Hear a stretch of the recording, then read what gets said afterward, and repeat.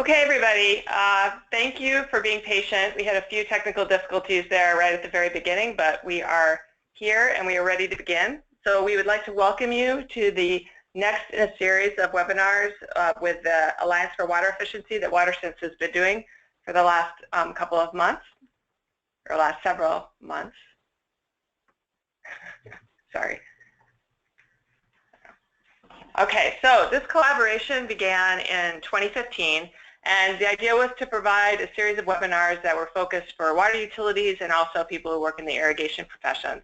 The topics we've covered to date are listed here, and we've had a wide variety of partners from water utilities and the irrigation professionals, landscape professionals that have covered the topics that you see here on the screen.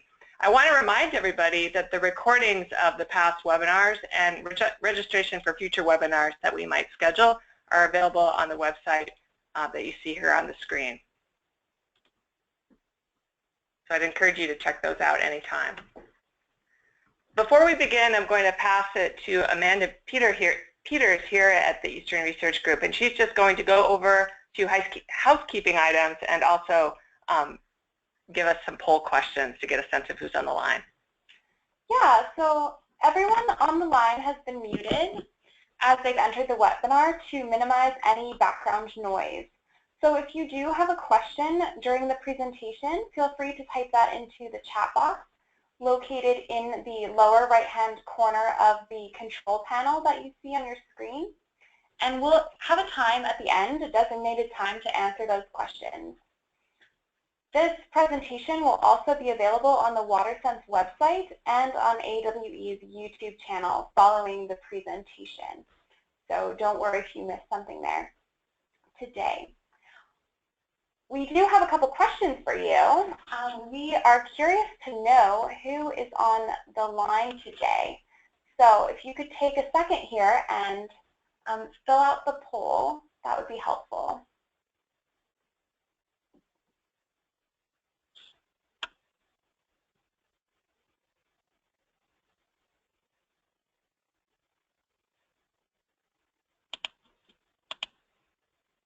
Okay, great. It looks like we have a lot of local and state governments, some water utilities, irrigation professionals, and some others. Excellent. We are also curious to know what part of the country you are calling from.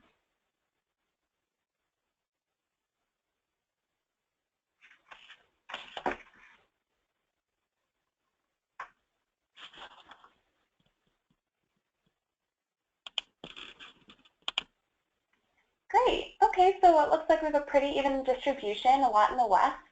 That's excellent. This is Veronica again. So that's interesting to see. I think drought has just been declared in some parts of the southeast, so that's why we might be seeing a bump up in the southeast part of the country now, but we still have pretty strong showing from the western part of the country. So next we're going to move into the presentations. I am wondering who I am. I am Veronica Bloody. I manage the WaterSense program here at EPA. And today we're joined by two great speakers. Abby Owens from Plano, Texas, who oversees the city's sustainability and environmental education and outreach program. She has 10 years of water resources management experience at the regional and city level. Before moving to Texas, she worked with local governments in the Atlanta metro area to develop and implement comprehensive water conservation programs and policies. And she's joined by Clay Kraus. Clay manages new market development for Rocchio. A Colorado native, Clay is familiar with the impact of water scarcity and is excited to work for a company dedicated to conserving the resource. Before Rachio, he worked in various product and business development capacities for a financial data services firm. So before I turn it over to Abby and Clay, I'd like to take a moment to talk about the WaterSense program and our product labeling specification for irrigation controllers. Before I begin, hopefully most of you are well acquainted with the WaterSense program, but for those of you who may not be, we are a voluntary program that's managed by the Environmental Protection Agency, and I like to say that we kind of have a focus, as our focus, the 3 Ps, products, practices, and people. So we are developing specifications for more water efficient products. We do promote a number of practices in the residential, commercial, and institutional sector. really kind of giving those actions that people can take to reduce their water use. And then we work with people. This includes our partners that hopefully many of the water utilities and local governments on the line represent, the professionals, the irrigation professionals with whom we work, and also just people, consumers that we're trying to convince to change their behavior when it comes to water use.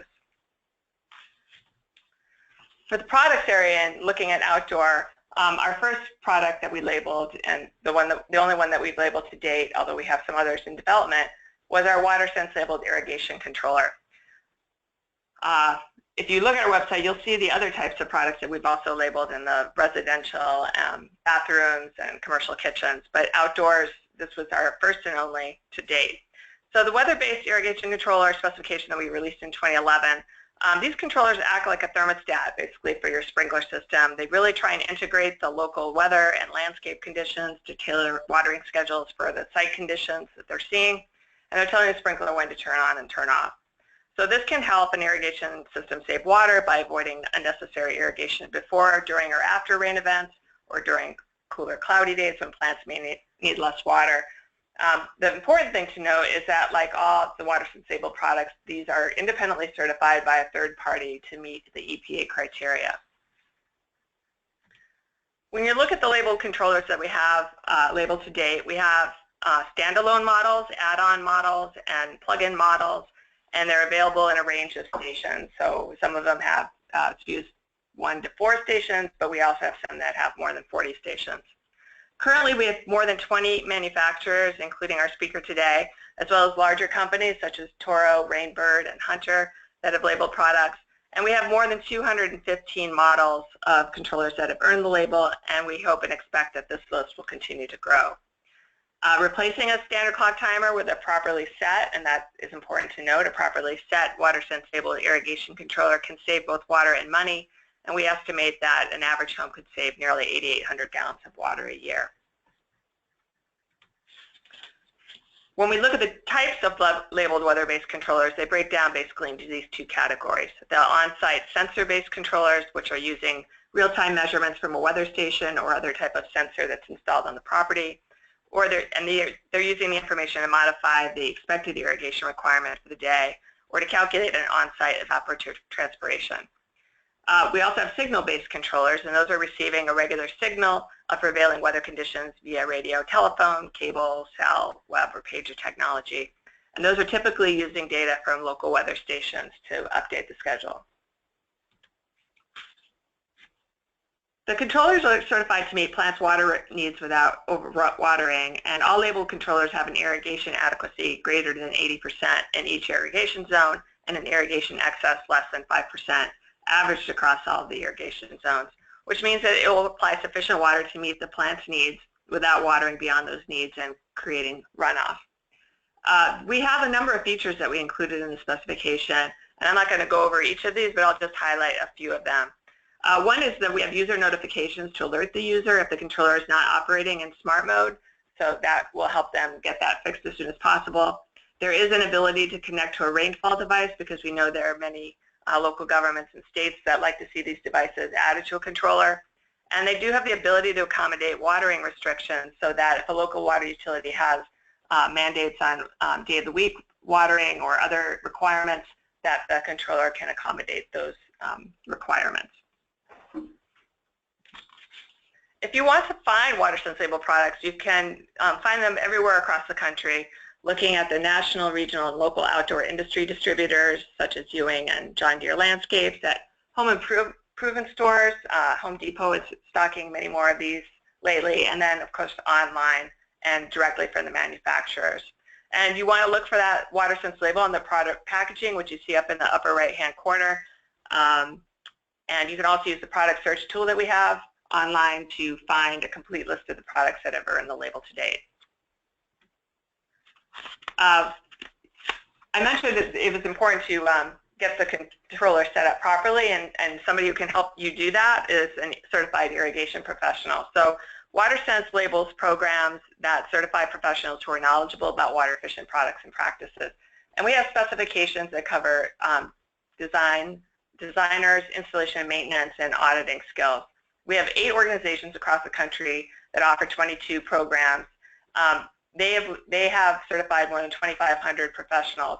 And we do have a directory of those certified professionals on our website, so you can search by zip code or by the company name to find the list of certified professionals who are near you. So if you haven't checked out that tool, which is relatively new in the program, I would encourage you to do that. So finally, as we move to the presentation from Abby and Clay, I just want to highlight that as we look to improve water efficiency outdoors, we like to take a systems approach to savings for both landscapes and irrigation. In isolation, the individual actions that focus on only one aspect of the system might not fully realize the potential outdoor water use efficiencies, but addressing multiple components of the systems and practices together, we can achieve greater efficiency. In one of our previous webinars, we heard how the City of San Diego was trying to bring all of these pieces together on the landscape side.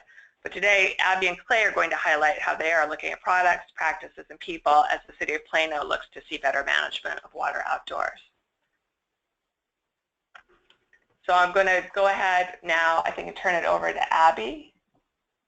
Yes. Let me see. Okay, oops. We need to go back. Our presentation has gone crazy in deciding to advance your slides by itself. So let's back it up to the beginning, and we'll start with City of Plano. Abby. Thank you, Veronica. As Veronica mentioned, I moved to Texas from Atlanta, so I guess one of the main things I've seen as a commonality is outdoor water use. It spikes for everyone, so we are definitely not alone here. I put on here just so people could see, we are in North Texas area. We are just a little bit outside of Dallas on the north side. So you can see just basically in this map, we are not West Texas where we are in a very arid climate. It is definitely drier and less humid here than Atlanta. That is one nice perk. But we are about 72 square miles as a city. We're a relatively large city in size. Our population is just under 275,000. And of the 84,000 accounts that we have, about 73-ish thousand of those are residential. And I would just say kind of overall from our city perspective, you know, we are mostly built out. We're about 95% built out. When we do add some additional residential properties, we'll be close to like 315, 320,000 people. So we are dealing with a population base where the homes have been here from the 80s, 90s. That's mostly where our housing boom happened. A lot of landscapes might not have irrigation in them, and the ones that do often are not even hydro-zoned. So there's challenges even within our irrigation systems and operations that we deal with. We also do not operate any of our own reservoirs or water treatment plants. We purchase 100% of our water supply wholesale, and we operate the distribution system for it. So we are just a retail customer of our water provider. So that's something different too, just to kind of put in perspective, knowing that all utilities are different. So next slide. As far as our water usage, we're about 60% residential, and on a normal watering day in the winter when there's very minimal watering going on, we see as a city we use about 40 million gallons a day, which is about 140 per person. In our water use, when it peaks in the summer, it can be close to almost 500 gallons per person a day, and that's a huge jump. And I always joke with our residents when I talk with them, I doubt very few of them are showering that much more or flushing that many more toilets. It really all is from outdoor water use. And I know that even more so because our watering days are either Monday, Thursdays or Tuesday, Fridays. And so what we see is Monday, Tuesday, Thursday, Friday, we see that peak of over 100 million gallons a day. And like yesterday was a non-watering day, we were right around like 80 million gallons a day. So it definitely is our outdoor water usage. And with 60% of our customer base being residential, most often that is residential systems. Next slide. I don't know. Okay. So whenever we are doing outreach with our homeowners, there seems to be so much confusion. Basic things like, well, how does it work? How does the water get there? How does it know when to turn on? How do I know if it's working right? Are my sprinkler heads, are they all supposed to work at one time? What about, you know, how long should I run it? We also talk to residents a lot about cycle and soak watering, which I know a lot of utilities use that also. We have clay soils, and so what we need our residents to do is run shorter cycles with an hour-ish in between so the water can soak in. And so the next question from them is, well, that's great, but how do I program it? How do I know what to do? And then they're always wondering, the number one question we get for drip irrigation and spray heads is, well, how long do I run it, and how do I know if it's working right? And then do I water the same all the time, or do I have to make any changes? So we have a lot of questions from residents, and we do a lot of outreach too. Next slide. We have utility bill inserts and newsletters. We skipped one. We have utility bill inserts, and we have newsletters, and we have in-person classes. And when it loads, the picture on the left-hand side is one of our utility bill inserts that we ran for Sprinkler SpruceUp month. And what it showed was actually, it's okay. What we have is a lot of, basically we put a lot of pictures together to show people how much water a sprinkler system actually uses and put that in perspective. And then we have in-person classes. And our in-person classes reach about 30 people. We've had as high as 100, but it just varies. So one thing we knew is we can't reach everybody all the time. And so we can just leave it on this one, don't worry. We have a module that we ended up creating, because one thing we heard from residents is, I need something online, I prefer my materials online, and I also want something that I can do whenever I want. It's not a scheduled webinar that I have to log in for. They just wanted access. So we have some other modules we had created before about backyard composting and recycling and energy efficiency. So we decided to do one on irrigation. And you're welcome to go and open this module. I would say wait till after the webinar, because it does have audio that'll automatically pop up. But we were trying to answer a lot of those homeowner questions about how they work, how sprinklers work, and how to operate them. So next slide. Our first objective was to kind of go over the basics of a sprinkler system. So we wanted them to know, it starts with the water meter. That's where it all comes in from. And then you have your backflow device. There's valves, pipes, and sprinkler heads. And for each one of these little icons, a picture pops up on the left-hand side with a little description, just to get them better educated on what these pieces are. Because we know that in order for them to be able to correctly identify the problems in their system and make any repairs, they need to know the basics of what's going on. Next slide. So the second objective that we had is we wanted them to be able to not only identify common problems, and we picked the 3 simplest problems that we thought homeowners could do, but we also wanted to give them some repair tips. And we weren't able to find any good YouTube videos that we felt comfortable linking to, so we also wanted to create some quality resources for homeowners. So they have 3 options that they can pick from, and you see that currently they're showing that these 3 heads are not working properly.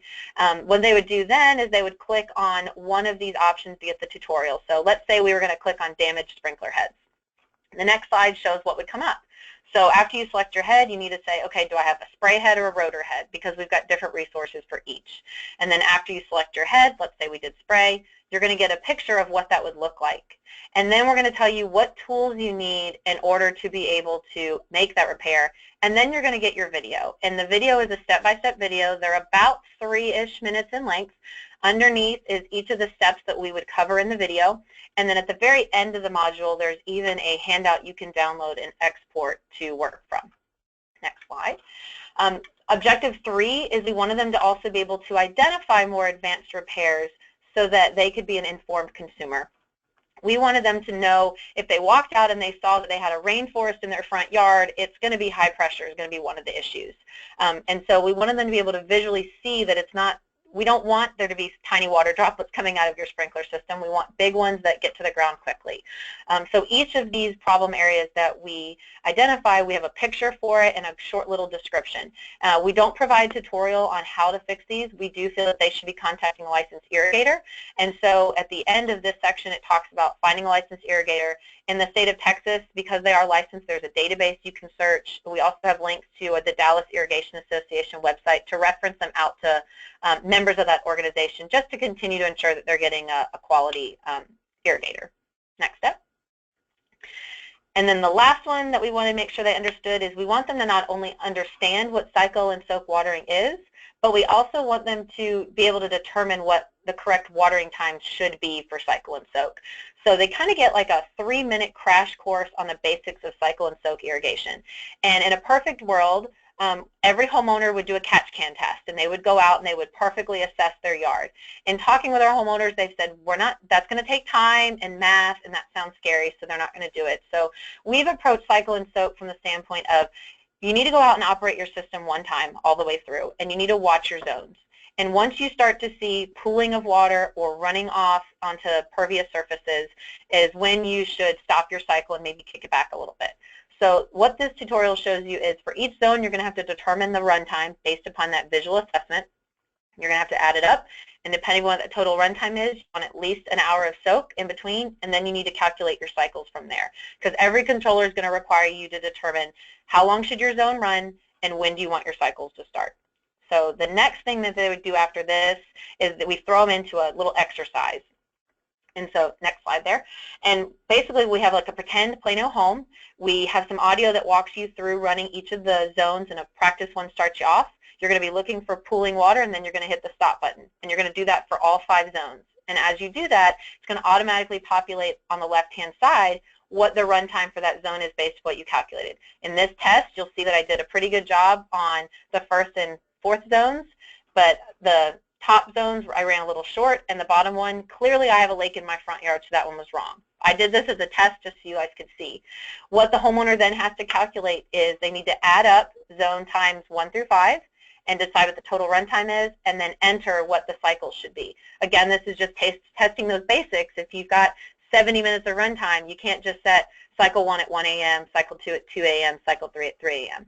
And then after they've done this, next slide, you'll actually get a pop-up message letting you know what's happened. So you'll get a quick run through, and then it'll tell you, hey, you know, some of your zones aren't getting enough, some are getting way too much, hence the floating duckies, and other ones were just right. So you really should try this again. And I know their controller's not going to give them this feedback when they go in the real world to set it, but it gets them thinking about what their choices are in those entry times.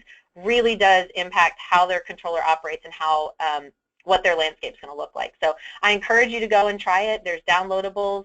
Anybody can link to this website, irrigation professionals, homeowner, landscape. I mean, anybody can link to it. It's public domain. And I always just tell people just might want to let them know that it's hosted by the City of Plano so they don't get confused when they see the Plano logo and resources that are specific to us. So next slide. We have a self-reporting survey at the end, and these results, I think, tell how well the module is doing for educating residents. We asked them, how comfortable do you feel about these different areas before you completed the module, and then what would you rank yourself as your level of knowledge after? And on the left-hand side, you see there's a lot of red, people that feel that they're really beginners. But by the time they've completed the module, they feel like they're at least intermediate, if not expert, and the number of people that say unsure, which is the black one, decreased also. This, especially for the cycle and soak, I think is very important because a lot of the module does focus on cycle and soak, and it's really good for us to know that people are actually getting that concept and feeling comfortable afterwards about being able to handle that. Next slide. And so we also asked them that it's great that you feel smarter, but what are you going to do now? And I love seeing that a lot of people are at least going to go out and assess their systems, because so many times they just set it, forget it, and they assume everything works perfectly. They're also going to set their controller to cycle and soak, which is something we want them to do, and then fix anything. And then they're always going to have people that don't have a rain-freeze sensor yet. Those were only required in Texas in 2009, so a lot of our older homes don't have one. So then they're wanting to go out and install those, which we offer rebate for. And I love that they now know about licensed irrigation professionals, and they're going to contact them for more. So it's hand in hand, it works very well together, and the feedback we keep getting is very positive. Our classes we reach, this past year we reached just about 120 people. Our online module in this past year reached well over 1,200 people, and we're only in August. So we've seen, I think it's just over 2,400 people so far have used the module, and it's only been active for 18 months. So it's definitely getting out there a lot more than our classes, because we can't educate everyone one-on-one like we would like to. So next slide. The module basically answers a lot of the questions that homeowners have about the basics of the sprinkler system, how to run it, and all those things. But what we want them to also be able to know is, you know, how do I know if my system's even running? Is my rain-freeze sensor even working sometimes? And then how often should I make changes to that schedule? So something we had kind of kicked around was doing a pilot program with some controllers. And you can go to the next slide. We actually, I met up with Clay, I think we were counting, it's been about 18 months now that I've known him, and they were telling us a lot about the new Rachio controller. And what we liked about it is smart controllers are fantastic, but they do need to be set up properly in the beginning in order for them to realize those savings. And we wanted to see if there was another option out there where homeowners know certain things about their system that can help them determine how long to run it. They know what their soil type is. If not, we tell them it's clay. They also know whether they're watering plants or turf grass or trees. They know whether their house in different zone spaces, north, south, east, west. They can determine a lot of those. And by knowing those versus picking an arbitrary, let's run every zone 10 minutes or 20 minutes, that could be used to determine how often the zone should run. Plus, even though we want them to understand cycle and soak, I would love if there was something that could set it for them so that we don't run into any issues on that. With our clay soils, they do cause runoff, and does happen if it's running too long. And then we would love for something to automatically adjust based upon weather data instead of us saying, hey, it rained last week, turn off your system. It'd be great if something did it for them. But I would love for people to actually be able to engage with their controller. I joke all the time, people don't even change their air filters in their HVAC system every month or every 2 months like they should. And we expect people to go out and change their controller every week. That's a lot to ask. But if they had something on their beloved smartphone, it would make it a lot easier for them. So we kicked around the idea with a pilot with Rachio, and for us, we also have AMI, and we have 6-hour reads, and it's available to our homeowners on a 24-hour delay.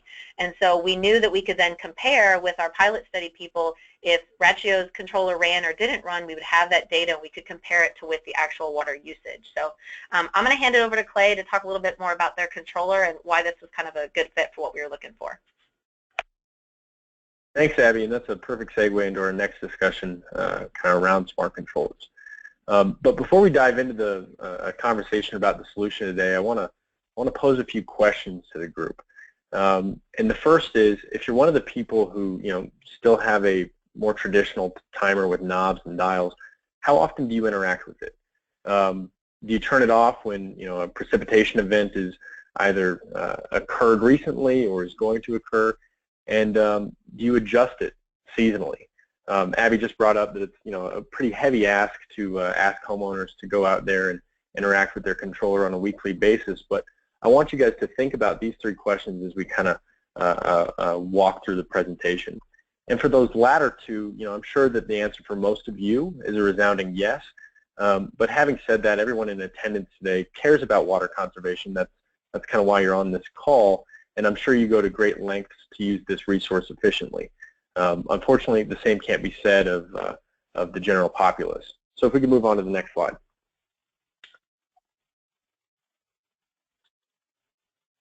All right, so as many of you are aware, and I'm sure Abby could tell you this, most people in seasonal climates turn off their controllers or turn on their controllers in the spring and off in the fall. And the harsh reality is that these people have their controllers set to water to the landscape's peak need, or kind of peak ET. So in other words, the schedule on their controller is configured to water for the hottest week of the year. And many people would ask, why is that bad? But I think this graph here illustrates the problem perfectly.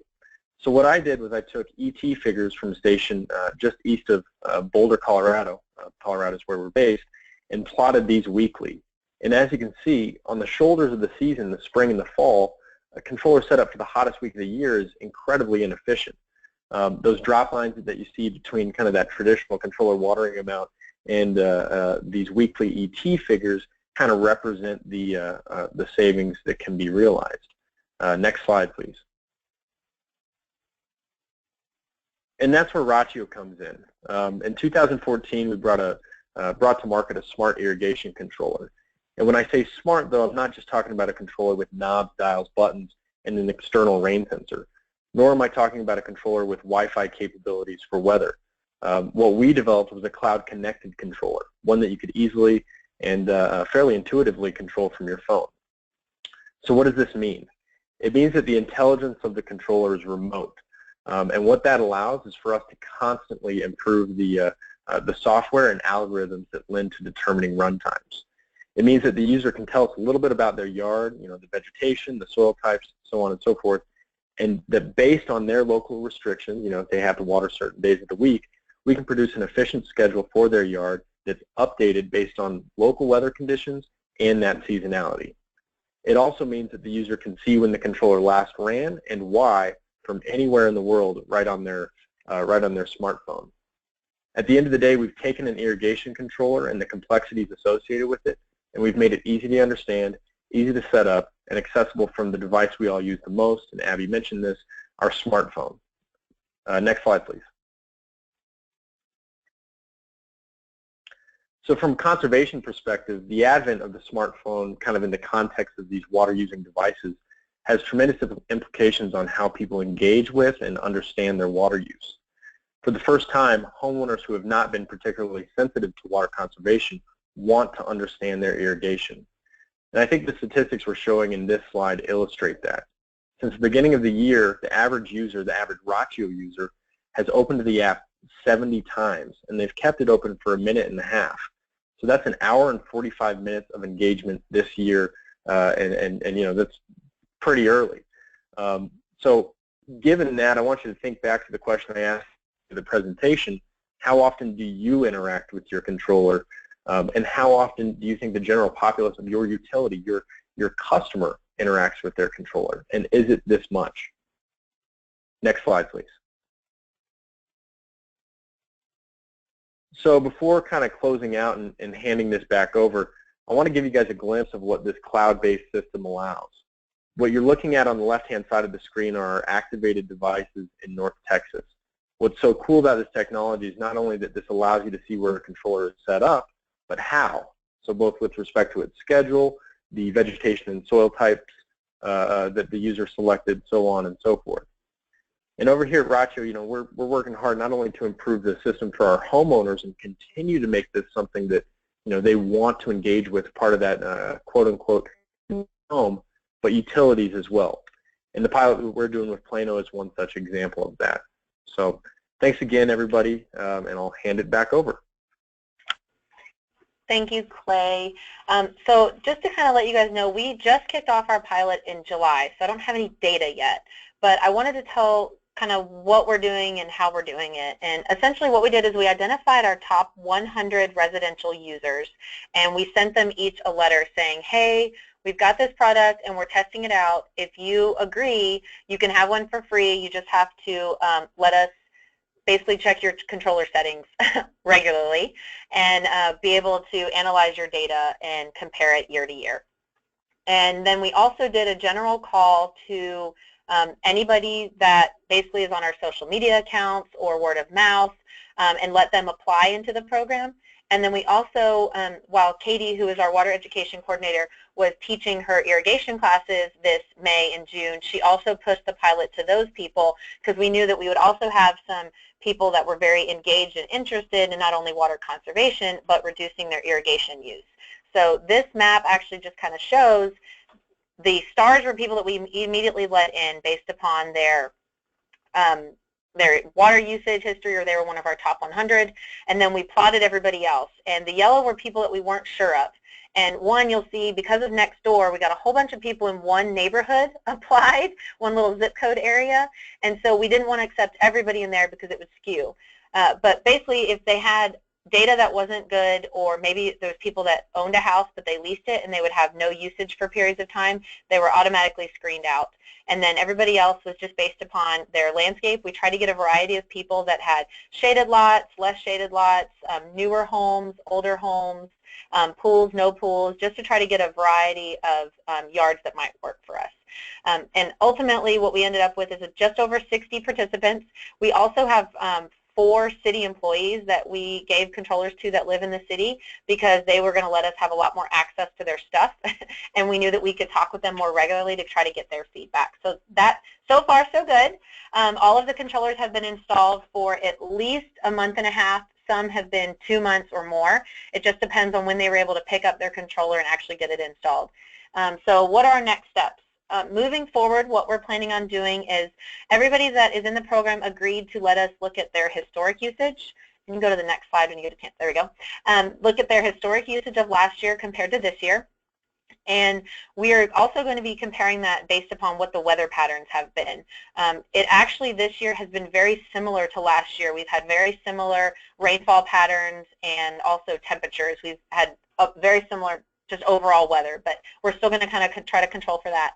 For each property that was accepted, we also found a sister property. We found somebody that was very close by, whether it was directly next door to them or maybe a door or two down that had a similar landscape and similar water usage. And we plan on comparing those to each other also to see what does that look like. And then we also are doing feedback for their controller experience, not because we're saying, do you like Rocchio, but we're more interested to be asking the questions like, how often did you interact with your sprinkler controller before? Now, how are you interacting with it? How did you find the setup easier? How did you find the setup based upon knowing the soil type and the sprinkler types and things? So really trying to better understand how people are interacting with their controller and what worked for them. We also told everyone before they installed their Rocchio, they had to fill out a sheet for us that told us what their existing controller settings were. And so we had all of those turned in, and we are comparing those to what their new settings are on their new controller. After we finish up our pilot study with these participants, which we have them participating until the end of December, we are going to be sending out a post-pilot study survey. And one of the things we really want to get to is, by having this change in behavior, what other things did you then decide to do? Did you assess your system more often, or did you, install drought-tolerant native landscaping? But really try to see, I always joke that rain barrels are kind of like a gateway drug. Once you get a rain barrel, then you want to do more water-efficient stuff. And so I'm trying to see if by engaging people more with their irrigation controller, do they do other things too? So we're not quite sure what we're going to find or what's going to happen, but we're very interested, and so far the feedback has been very positive from our participants. And to Clay's point about the user engagement, they've told us already how often they check their phones, and they're very excited to see, a rainstorm's coming, is it going to turn on or not turn on? And they're kind of paying attention to it a little bit more, so that's really exciting for us. So thank you, Clay, for helping, and then also to EPA for inviting me. And I guess at this point, I will turn it back over to Veronica. Okay, thanks, Abby. That was great. Thank you, Clay. And I can guarantee to the people who are on the line today that we will have Abby back sometime next year to report out on the results of the study once it's done.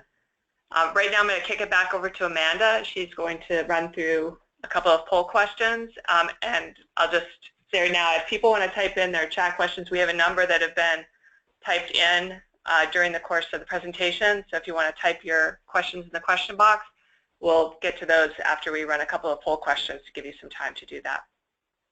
Great, yeah. So we're wondering, are you seeing a trend of irrigation systems moving away from the typical sprinkler system to drip irrigation?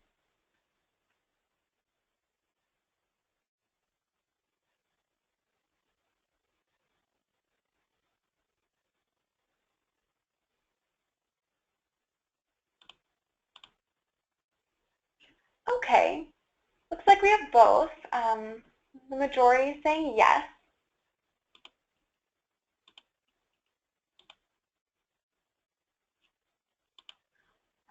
We're also wondering if you're seeing a shift in consumer preference for weather-based irrigation controllers over clock timer controllers. So if you could take a second to fill out that poll as well.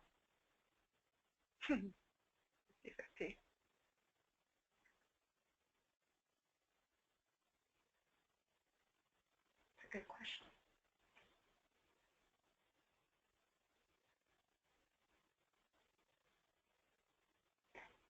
Okay, looks like we still have some work to do to get the word out about weather-based irrigation controllers out there.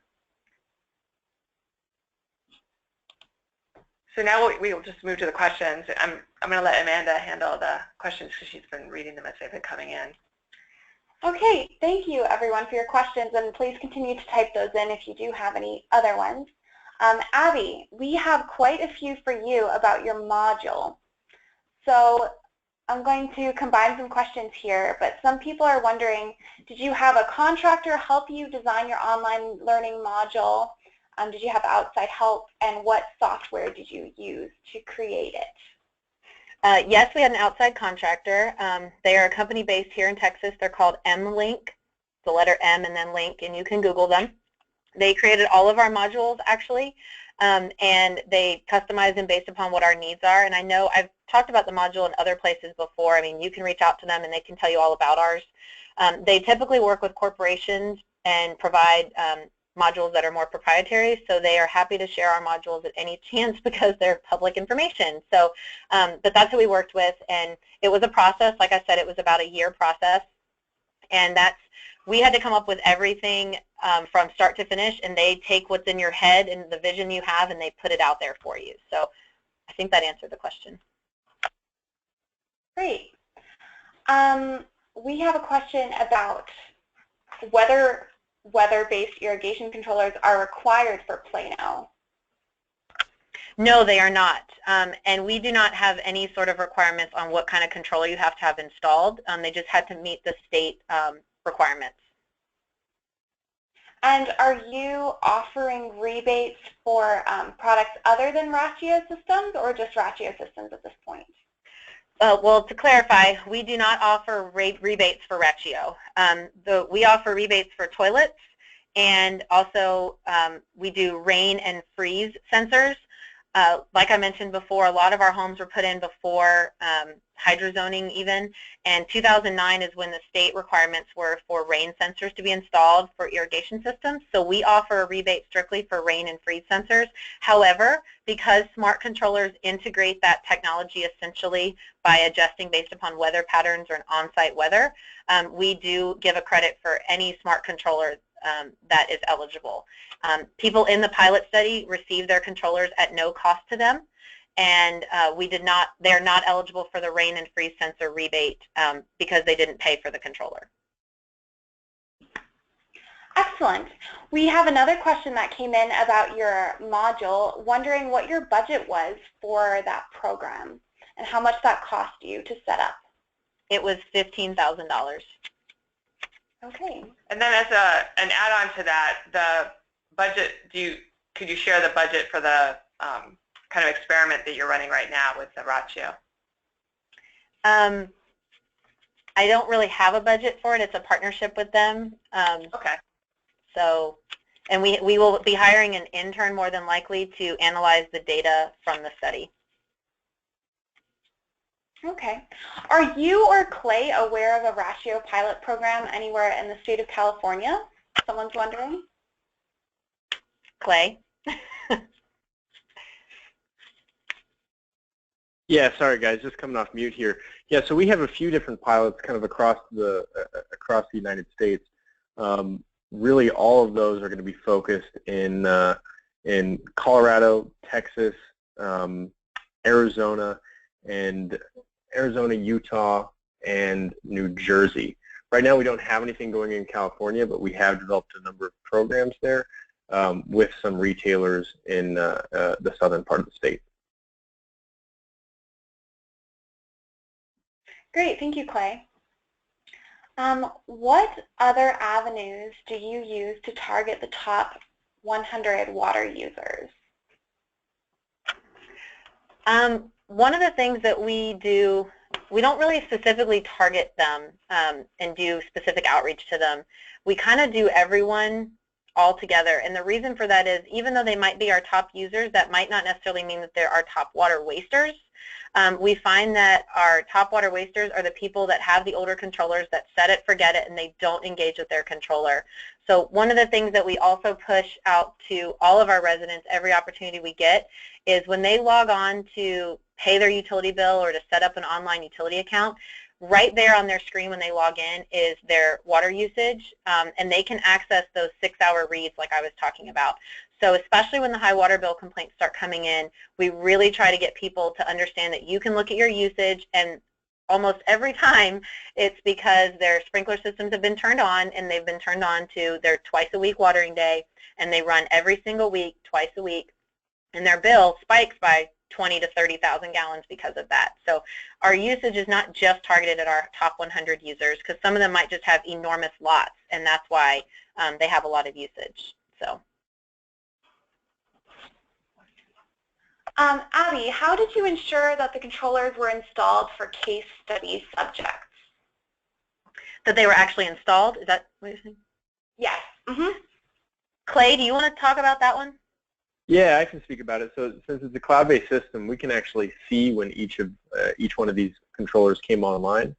What we did was we serialized the controllers, just understanding which serial numbers were going to which participants. And then as soon as those were set up and online, we could see that they were set up, and we could actually see how they were set up. Mind you, that's not something that we're doing for every user. That's simply for these pilot participants. But we can see, you know, what sort of vegetation types they selected, the types of soil, the types of nozzles, and then even what their schedule looks like, and if their schedule stays within the restrictions imposed by the city. Great. Clay, we have another question for you.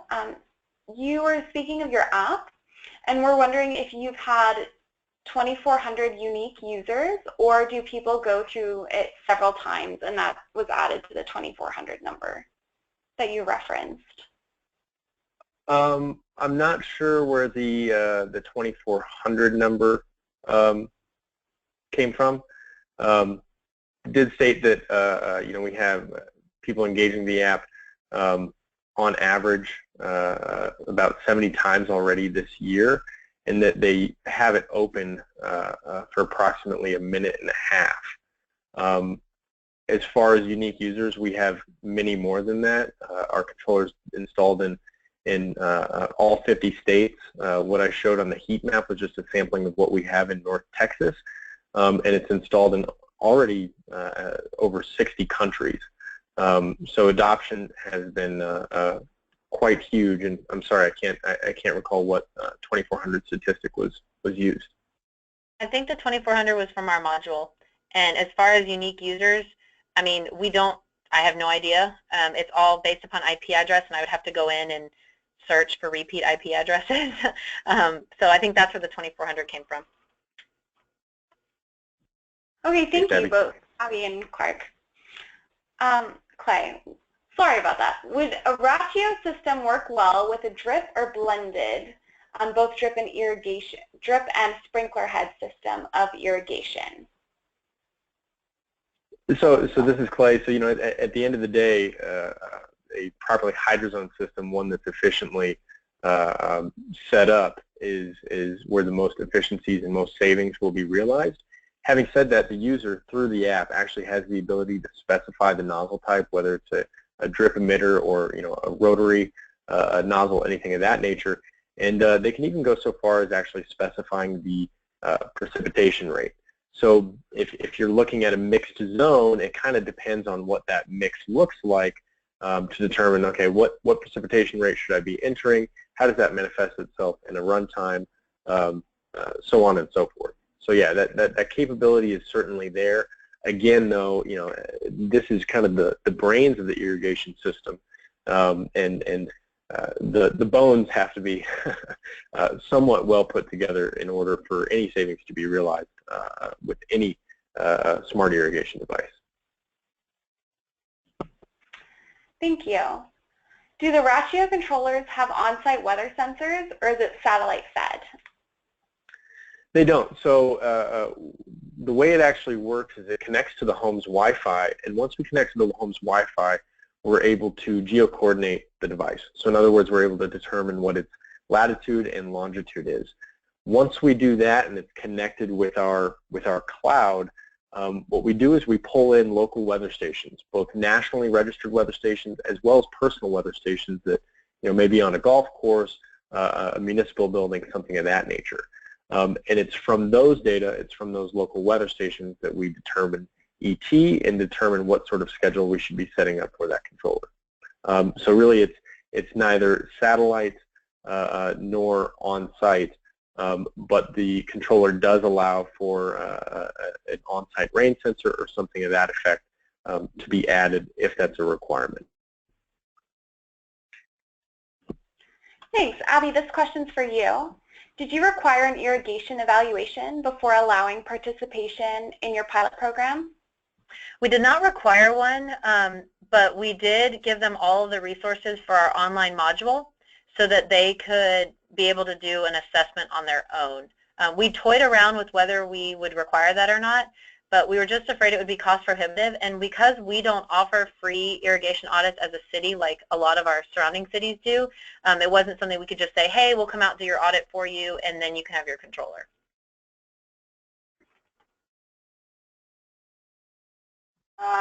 Thank you. Okay, we're still having more questions come in. Let's take a look.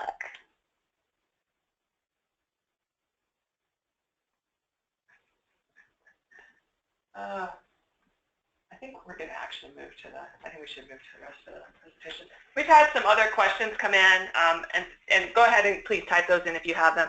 I think for some of them, we've answered some of them, and for others, we're going to share those with Clay and Abby if they need answers, and I think some of them might be for WaterSense. So we'll go ahead and answer those back because we do want to stay on schedule, and we have a few more slides to get through. So we'll do that, but thank you for asking our questions, and thank you, Abby and Clay, for answering. I think it was good that we had a lot of time for questions there. So in closing out, because I do want to get some additional input from you guys on future webinars, I just want to highlight again that partnering with WaterSense, I want to encourage you, if you're not already a partner, to go ahead and sign up. We do have a range of categories that we provide. The promotional partners are our water utilities, our state and local governments, nonprofit organizations. So if you aren't already a partner, I would encourage you to sign up. It's free. It doesn't cost you anything. You can, if you're already a partner, I'd encourage you to please share the program information with other partners. Obviously, we have work to do on promoting the WaterSense stable products for irrigation controllers, because we see in that last poll question we had that some people are still gravitating to the manual controllers. If you haven't made yourself aware of the irrigation professionals that we have that have been certified by our labeled programs, please do check that Find a Pro website and see if there are any in your area, and then just please share information about using water efficiently as you go forward. Before you leave, though, I want you to sort of help us in identifying webinar topics for the future. So we've got a few teed up here. If one is not on there that you think we should cover, please type it into the chat box, or the chat box, I guess, or the questions box, and we can include those as well. But we've listed here a number of webinar topics that we would like to consider for the future. So if you could just select any and all that apply, that would be great in informing our future collaboration here with the Alliance for Water Efficiency.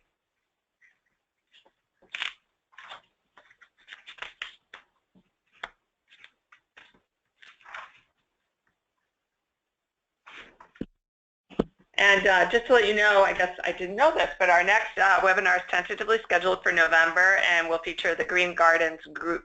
That's hard to say. Yes. The Green Gardens Group Garden Gurus approach to landscaping, which provides for one-on-one assistance to homeowners. I believe that's out of California. So that will be something that we'll be looking to organize in November, but yeah, we can get a head start on other ones by getting your input. So I think we've got good input here. Did you want to share that with everybody? It looks like all of the topics have some interest, but maybe there's a lot of interest in the commercial landscapes area and efficient irrigation alternatives. So maybe that's part of our landscapes work. So thank you for sharing that information. Just for future reference, I encourage you to bookmark these websites and also follow both of our programs on social media. I want to once again thank Abby Owens. I saw her presentation when I was in Utah and just had to have it for the WaterSense webinar series. And I want to thank Clay as well for the work that they're doing with a number of utilities across the country. And I want to thank all of you for attending today. So enjoy the rest of your day, and thank you for coming to listen to us.